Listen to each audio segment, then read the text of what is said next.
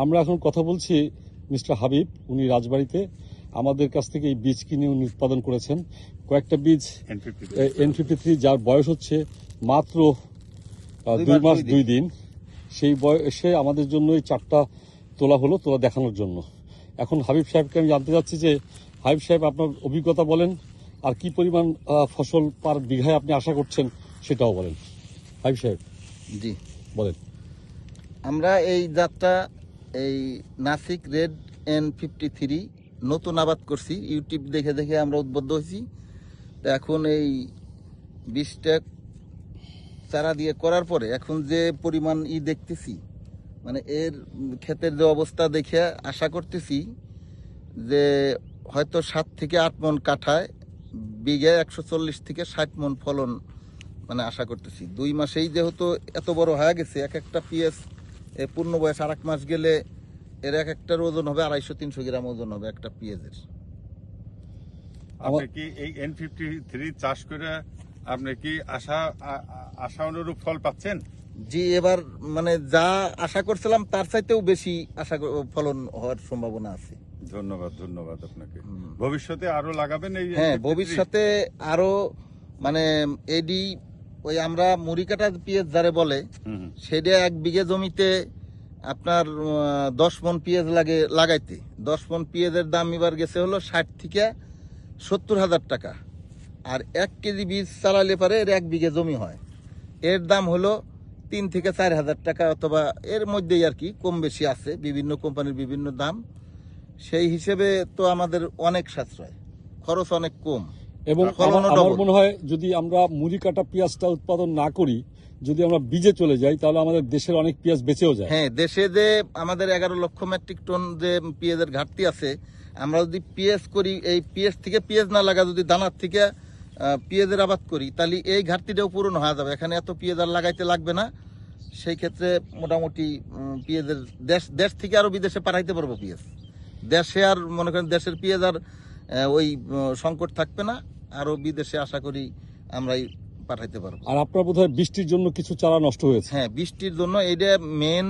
আমাদের নতুন যেহেতু আমাদের এই যেটুকু বুঝলাম, বীজতলারা খুব উঁচু করে দিতে হবে, আর উপরে যে ছাউনিটা এটা খুব মজবুত করে দিতে হবে, যাতে ঝড়েও এই ছাউনিটা তুলে না নিতে পারে। এইভাবে এর বীজটা হলো তৈরি হলো, বীজ থেকে চারা তৈরি করা হলো মেন। চারাটা বানাইতে পারলে খেতে একবার লাগাই দিলে আর সমস্যা নেই, চারাটা বানানো হলো মেন। এইটা আমাদের হলো গুরুত্ব দিতে হবে চারা বানানোর উপরে।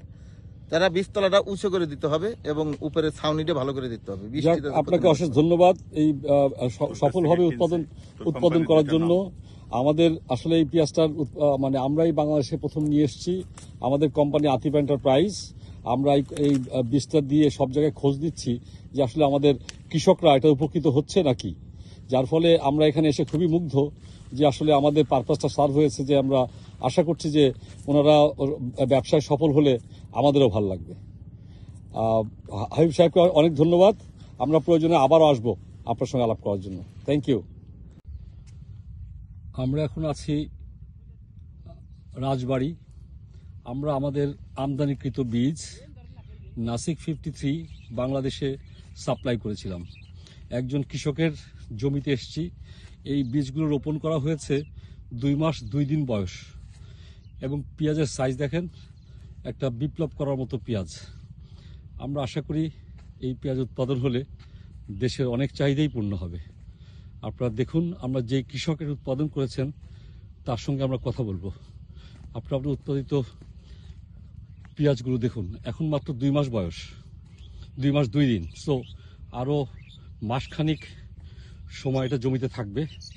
ওনার আশা হচ্ছে প্রত্যেকটা পেঁয়াজের সাইজ হবে 250 গ্রাম পর্যন্ত। উনি যত্ন করে করেছেন। আপনারা দেখেন 2 মাস বয়সের পেঁয়াজের সাইজ কি। আশা করি এই পেঁয়াজটা আমাদের দেশের সংকট মোচনে সাহায্য করবে।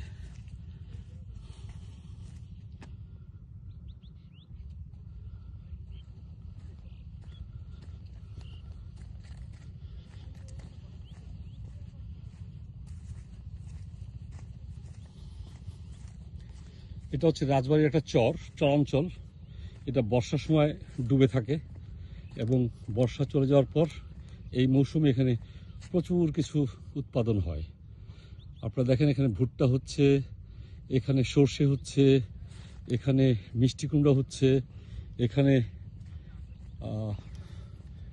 বেশ কিছু সবজিও হচ্ছে, রসুন হচ্ছে। তো আমরা এই ভদ্রলোকের সঙ্গে এখানে কাজ করছি। এইটাই প্রথমবার কাজ করা আমাদের খুব পরীক্ষিত এবং আমাদের গবেষণালব্ধ এই বীজ আমাদের দেশের কৃষকদের এবং আমাদের চাহিদা পূরণের ব্যাপক হেল্প করবে।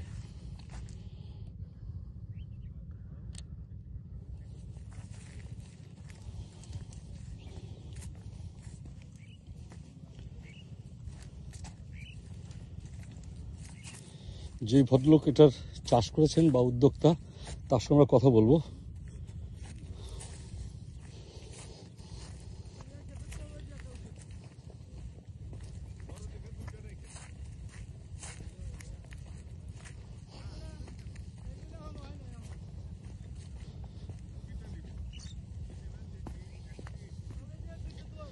ধুধু শুধু কৃষি মাঠ, রকমারি পণ্য সামগ্রী উৎপাদন করছে বাংলাদেশের কৃষকরা।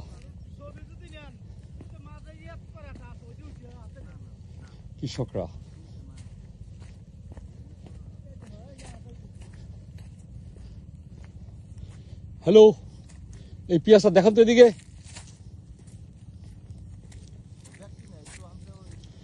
এই হাবিব সাহেব এদিকে আসেন। ওইটা মানুষজন উঠে দেখছে যে সাইজ কিরকম আছে।